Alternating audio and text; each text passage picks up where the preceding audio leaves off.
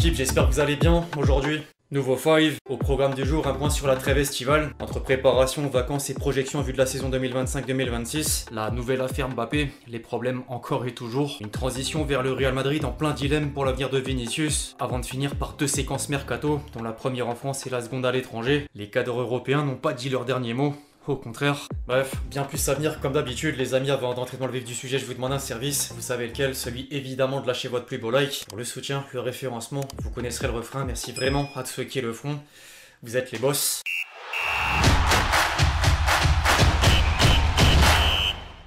Le mot du moment pour un supporter tout club confondu, c'est malheureusement patience. Bonjour, c'est Adrien Rabiot. Vraiment hâte de retrouver l'ambiance du stade. Rendez-vous le 15 août sur Ligue 1+. On est encore en juillet et la Ligue 1 c'est seulement le 15 août prochain. Au passage, le programme de la première journée donne assez envie, en commençant par un choc Rennes-Marseille, jusqu'au rendez-vous du dimanche soir Nantes-Paris. En parlant de Paris, le PSG fait partie des rares clubs français à avoir une échéance importante entre temps. L'opposition contre Tottenham en Super Coupe d'Europe, 4 jours plus tôt la même semaine, mais également l'OGC Nice tout juste fixé par rapport au troisième tour préliminaire de Ligue des Champions. Le Gym fera face à un adversaire de taille, le Benfica. Match aller à domicile le 5 août, match retour en terre portugaise le 12 août. En attendant les premiers matchs officiels, les matchs amicaux peuvent parfois réserver des surprises. Le Bayer Leverkusen d'Eric Tenner s'est incliné face au U20 Flamengo sur le score de 5-1, 4-0 mi-temps. De quoi rappeler la défaite d'un autre club allemand en 2022. Le Borussia Dortmund était tombé devant la sélection vietnamienne lors d'une tournée en Asie pendant la Coupe du Monde au Qatar. Improbable, même si du coup pas d'équipe première. En parallèle, les joueurs sont partagés entre vacances, récupération et entraînement. Par exemple, hier Mbappé s'est éclaté avec Hakimi au concert de Bad Bunny à Porto Rico. Bellingham vient quant à lui de passer à la table d'opération. Après de longs mois passés à jouer avec une grosse blessure à l'épaule, l'international anglais a enfin pris le temps de se soigner. Il devrait manquer 2 à 3 mois de compétition avant de retrouver les terrains. En parlant de Mbappé, la pause du moment devait réduire la pression médiatique habituelle, mais voilà un nouvel épisode extra sportif. La semaine dernière, le Canard enchaîné révélait que l'IGPN a ouvert une enquête administrative suite à un don effectué par la Sarthe Tricolore à 5 membres des CRS chargés de la protection de l'équipe de France en 2023. 4 brigadiers chefs 30 000 € chacun et leurs supérieurs 60 300 €, soit un total de 180 300 €. La police s'interroge notamment sur le rôle du commandant de police, soupçonné d'avoir effectué des missions d'ordre privé auprès du joueur, en particulier lors d'un déplacement au Cameroun, ce qui au regard des règles de probité de la hiérarchie policière pose question. Le parquet de Paris a ensuite réagi publiquement. Une enquête judiciaire des chefs de travail dissimulé et blanchiment de fraude fiscale a été confiée à la DNE, Division nationale des enquêtes. Les investigations, par essence complexes s'agissant d'opérations financières, sont en cours afin de caractériser la commission d'infraction pénale éventuelle et d'en identifier les auteurs le cas échéant. Mbappé s'est immédiatement défendu par le biais de ses avocats, expliquant avoir versé l'intégralité de sa prime de participation à la Coupe du Monde 2022 aux membres de l'équipe chargée de la sécurité des joueurs ainsi qu'à différentes associations, et qu'en aucun cas ces dons d'usage n'étaient soumis à déclaration fiscale. Affaire à suivre. Perso, j'ai plus l'impression qu'on est sur du salissement d'image perpétuel, entre guillemets. Parler de Mbappé, peu importe le sujet, c'est du buzz.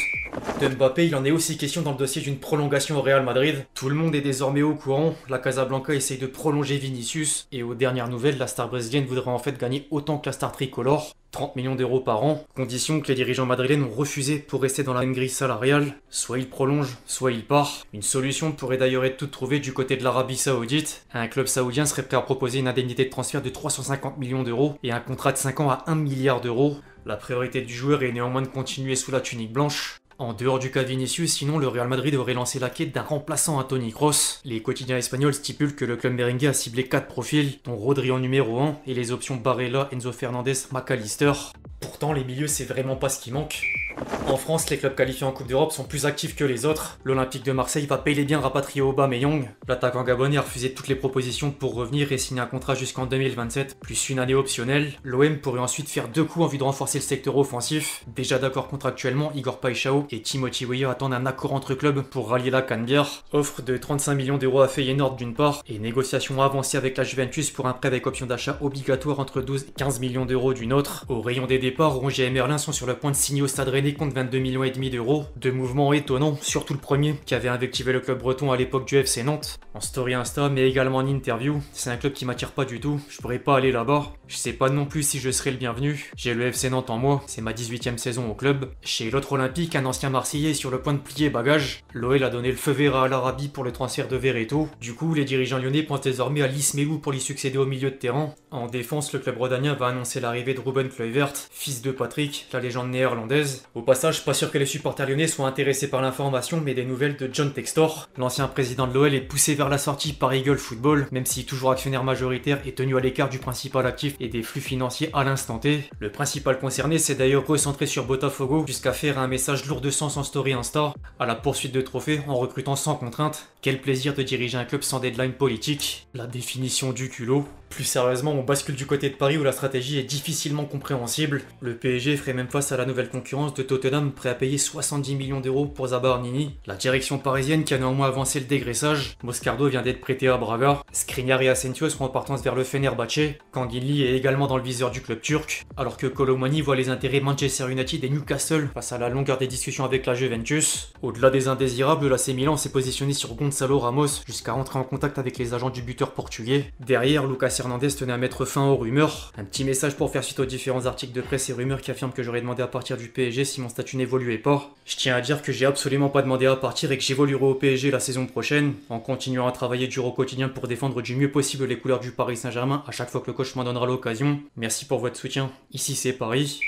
À l'étranger, certains cadres européens vont encore bousculer le marché. En Allemagne, Leipzig a appris la volonté de Xavi Simons de quitter la formation Red Bull, voyant Arsenal et Chelsea être prêts à sauter sur l'occasion. Le Bayern est quant à lui focus sur le dossier Luis Diaz. L'attaquant colombien a indiqué vouloir un transfert en Bavière, mais si Liverpool devient un obstacle, les dirigeants bavarois envisagent de foncer sur Malik Fofana. Au milieu, le club entraîné par Vincent Kompany est toujours intéressé par Nick Woltemade. En parlant de Liverpool, le champion d'Angleterre va encore faire un coup XXL. Les Reds sont tombés d'accord avec Francfort pour la signature d'Hugo Ekitike contre 95 millions d'euros. Le PSG avait d'ailleurs négocié 20% sur une plus-value future et devrait récupérer jusqu'à 15 millions d'euros.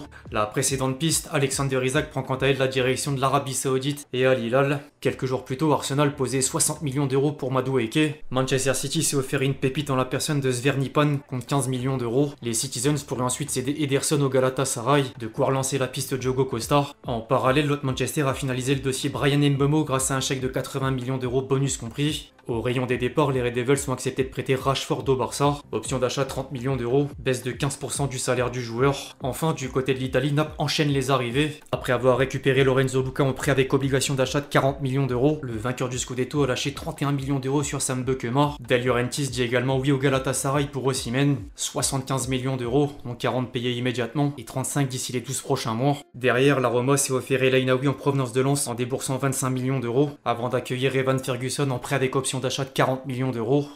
Enfin bref, l'équipe c'est tout pour le five du jour, j'espère vraiment qu'il vous a plu, je compte sur vous si c'est le cas pour lâcher votre plus beau like, comme d'habitude. N'hésitez pas à réagir dans les commentaires sur tous les sujets qu'on a pu traiter aujourd'hui, et puis d'ici là on se retrouve très vite sur la chaîne pour de nouvelles vidéos, c'était LXG. Ciao ciao.